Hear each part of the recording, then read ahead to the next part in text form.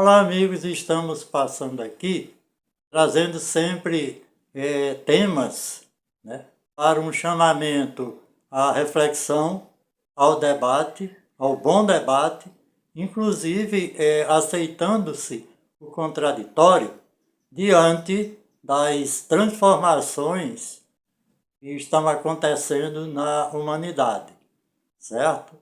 E dois temas são bastante atuais e que a gente deve prestar atenção e trazer para reflexão, que são a educação, as políticas públicas e as mudanças climáticas. Mas vamos puxar o tema educação, porque eu, por exemplo, tenho alguma experiência. Eu fui professor do ensino público no estado do Rio Grande do Norte e também no estado do Goiás, certo? Aqui na minha cidade, Parelhas, a gente tem alguma experiência de uma abordagem, de uma temática que se faz em sala de aula para realmente repassar fundamentos do conhecimento, tá certo? E eu vou dar um exemplo. Há uns 2 anos atrás, eu gravava uma entrevista com uma aluna do ensino médio e ela me fez uma pergunta que até hoje eu faço uma reflexão sobre ela, né? Porque, na verdade, o ensino, os marcos regulatórios do ensino dependem das políticas públicas, das gestões públicas, e vem lá de cima da pirâmide totalmente inadequadas para a realidade, tá, do ensino, totalmente desatualizados, tá certo?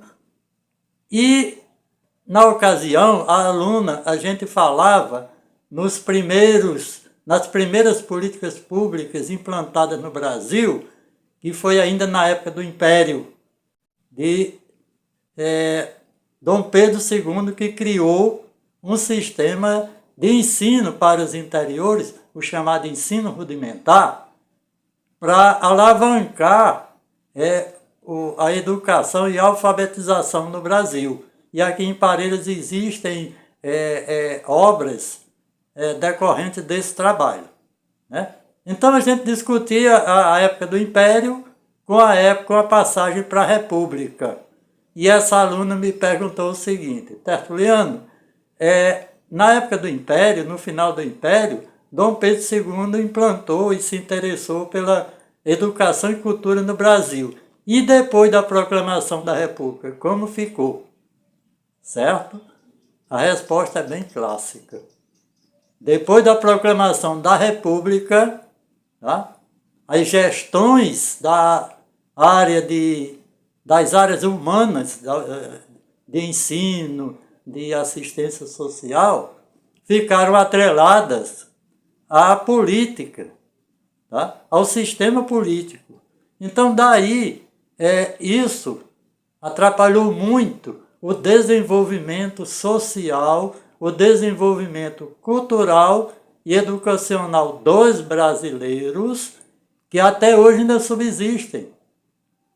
Porque, repito, os marcos regulatórios e os gestores públicos, quando falo gestores públicos, eu falo no plural, federal, estadual e municipal, certo?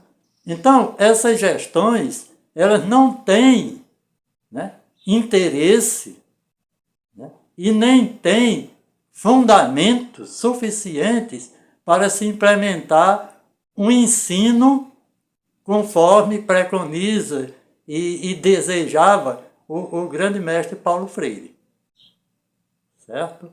Então, gente, a gente puxa a reflexão para esses dois pilares de desenvolvimento da sociedade, que são a educação atrelada às gestões públicas, tá certo? Porque a República trouxe esse lado para atrapalhar um pouco o conhecimento e o debate sobre a cultura e educação no Brasil, certo?